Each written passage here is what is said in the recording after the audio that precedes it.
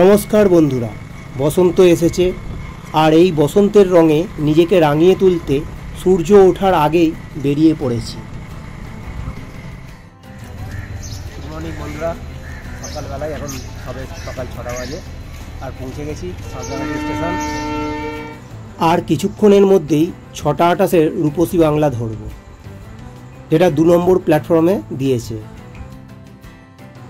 তাই আমি সাঁতরাগাছি ঝিলের দিকের যে মেন গেট আছে সেখান দিয়ে 1 নম্বর প্ল্যাটফর্ম হয়ে প্রবেশ করছি। আর এই যে ওভারব্রিজ দিয়ে চলে যাব উল্টো দিকের 2 নম্বর প্ল্যাটফর্মে।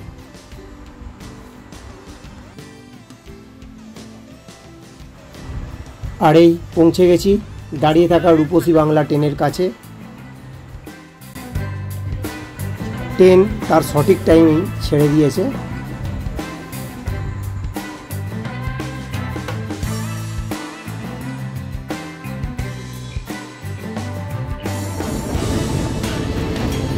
আমাদের ট্রেন এখন ছুটে চলেছে ফুলগাছি ব্রিজের উপর দিয়ে।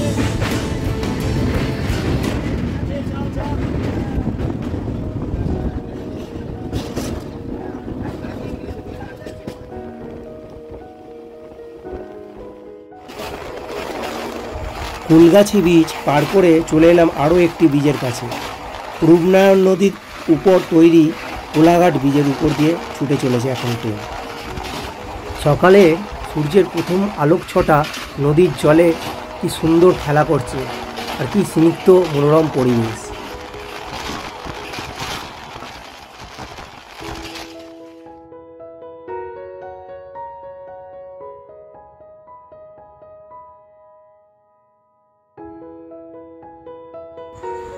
এখন সকাল 8টা বাজে আর আমাদের ট্রেন ঢুকে পড়ল ভারতবর্ষের 4র্থ দীর্ঘতম প্ল্যাটফর্ম খড়গপুর স্টেশনে।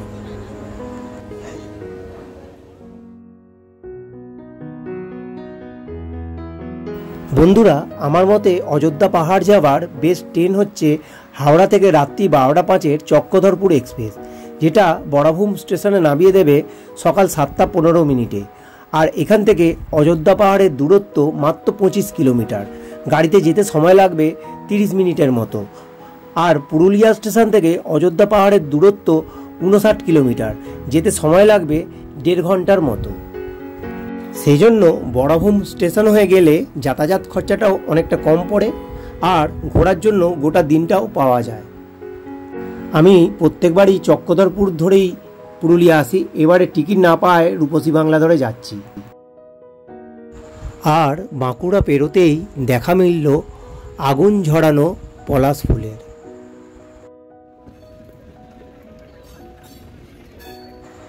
এখন সময় 11টা 58 আর আমাদের ট্রেন ঢুকে পড়ল পুরুলিয়া স্টেশনের 4 নম্বর প্ল্যাটফর্মে।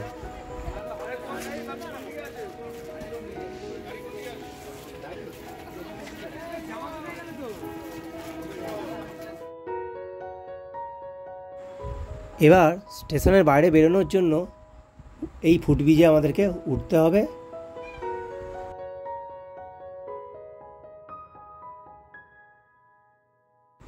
ফুটব্রিজ দিয়ে উঠে এই যে এখান থেকে ডান দিকে গেলেই পাওয়া যাবে বাইরে বেরোনোর মেন গেট।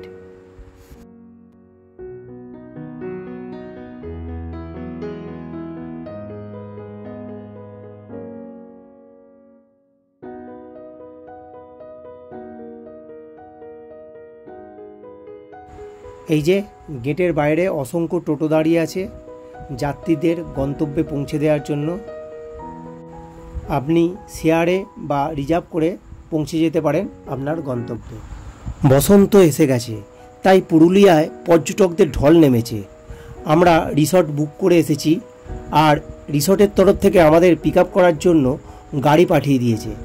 সেই গাড়িতে করেই এগিয়ে চলেছি আর পথের দুধারের সৌন্দর্য উপভোগ করছি।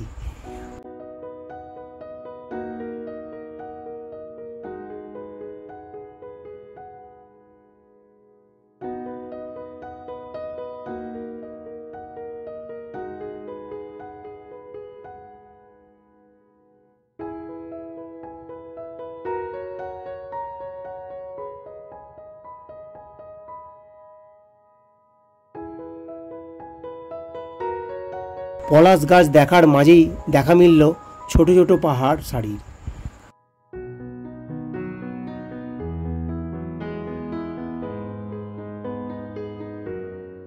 পাহাড় সে যত ছোটই হোক না কেন, দেখলেই মনে বেশ একটা ঠান্ডার অনুভূতি এসে যায়।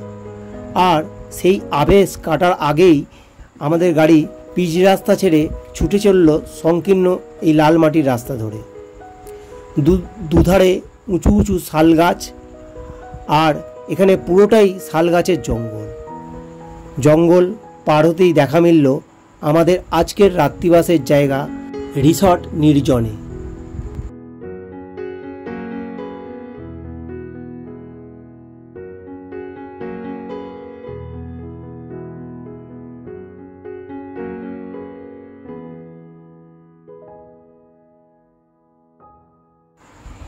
এটি একটি ডাবল শেয়ারিং রুম।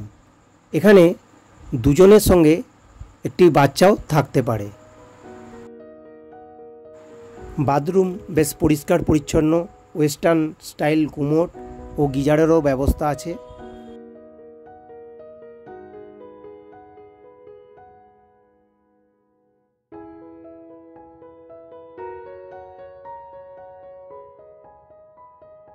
এখানে প্রত্যেকটি রুমের একটি করে নাম আছে, যেটি দেখলাম এখন। এর নাম শাল, পাশের রুমটির নাম চন্দন, এর পাশে আছে সেগুন। ঢুকবো ওটাতে।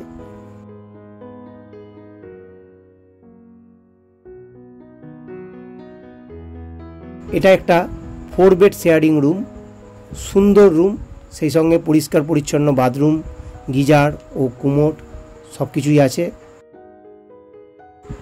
দুপুর 2টো বাজে, এবার ফ্রেশ হয়ে নেব। আর এদিকে পেটে সিংহ লাফাচ্ছে, তাই ফ্রেশ হয়েই লাঞ্চে বসে পড়েছি।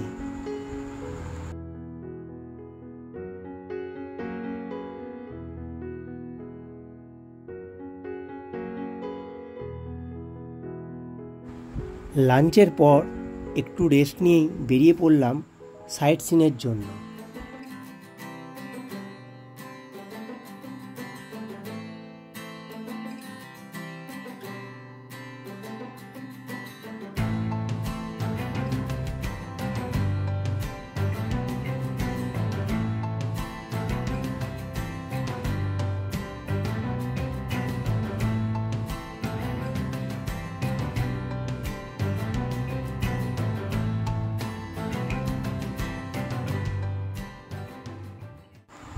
পাহাড়, জঙ্গল আর রাস্তার দু সাইডে ফুটে থাকা অসংখ্য পলাশ ফুলের গাছ দেখতে দেখতে পৌঁছে গেলাম আমাদের আজকের প্রথম গন্তব্য খয়রাবেড়িয়া ড্যামের কাছে।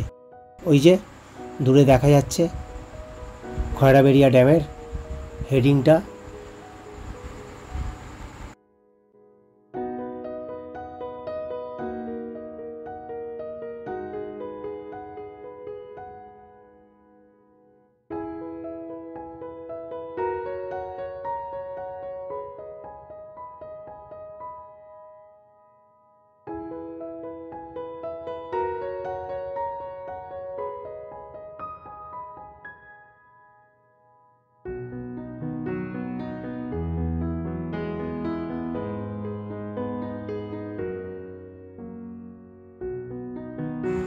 সুবর্ণরেখা নদীর প্রবাহকে এই দিকে আটকে রাখা আছে বলে বিশাল জলরাশি দেখতে পাচ্ছি।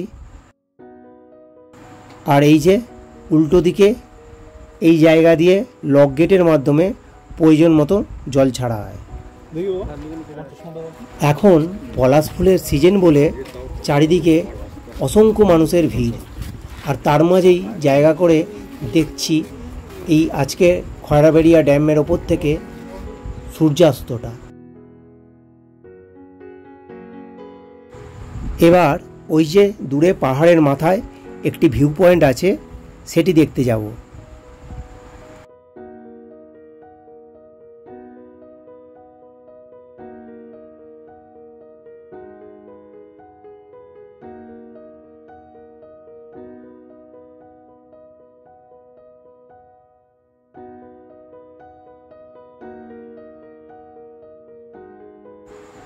বেশ খাড়াই রাস্তা ধরে অনেকটাই উঁচুতে উঠে এসেছি।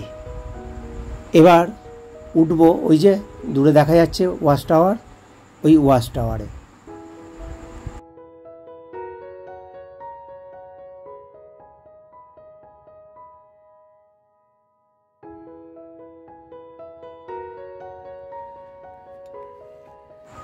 ওয়াচ টাওয়ার থেকে দূরের খয়রাবেড়িয়া ড্যাম আর সেই সঙ্গে পুরো উপত্যকাটা দেখতে বেশ সুন্দর লাগছে।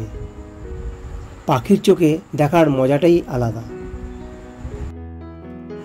সূর্যের শেষ আলো এসে পড়েছে পাহাড়ের মাথায়, দিনের শেষ হতে চলেছে। সন্ধ্যা নামবে আর কিছুক্ষণের মধ্যেই। এবার এই ড্যামের চত্বর থেকে ফেরার পালা।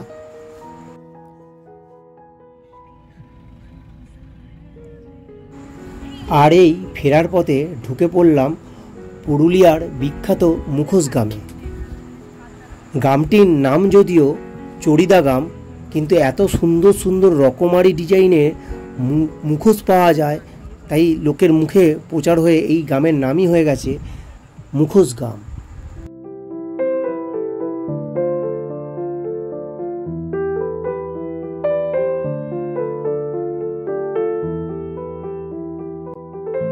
মুখোশগুলির উপর ফসফরাস জাতীয় কিছু দেওয়া আছে, তাই অন্ধকারেও জ্বলজ্বল করছে।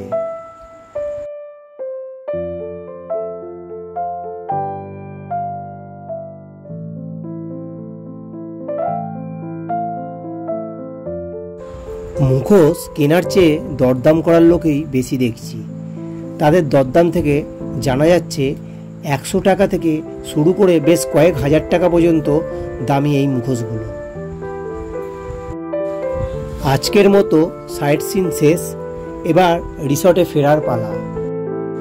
বন্ধুরা, কাল সকালে আবার দেখা হবে আমার এই পুরুলিয়া সফরের দ্বিতীয় পর্ব নিয়ে।